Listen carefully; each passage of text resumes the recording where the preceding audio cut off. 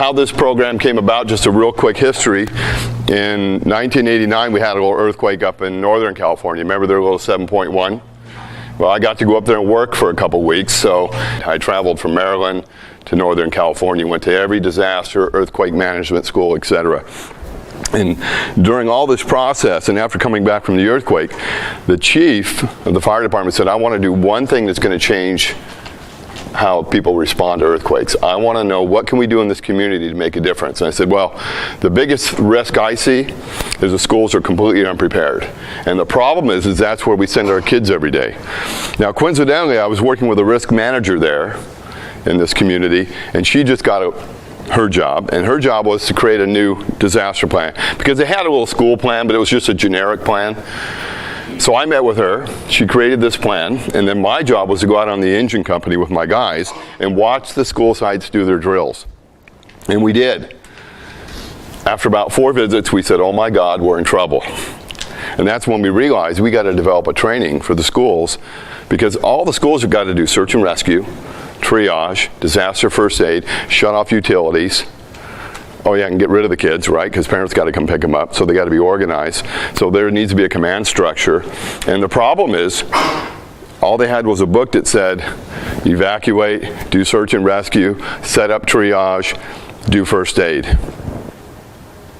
So and then they tell the 3rd grade teacher, by the way, that's your responsibility, you're on triage. And she just shakes her head and goes about her business. And then once a year, we do a drill, they evacuate to the outside, they take roll, then they go back in the classroom. Sound familiar? Yeah.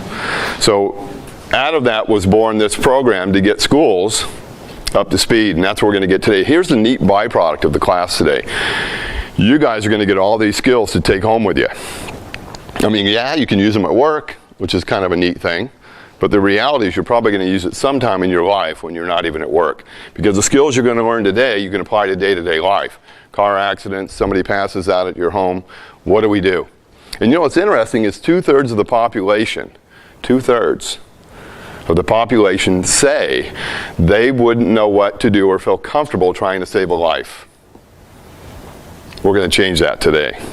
Another third says, well, they would try, but they don't think what they would do would probably be correct anyway. We're going to talk about the myths that are out there. First aid myths like burns. So if we go around the room today, how many different treatments do you think we'd get for burns? Anybody like butter? Mustard? Egg whites? That's a real popular one on Google right now, the internet. Egg whites and burns. That's not a good idea, is it?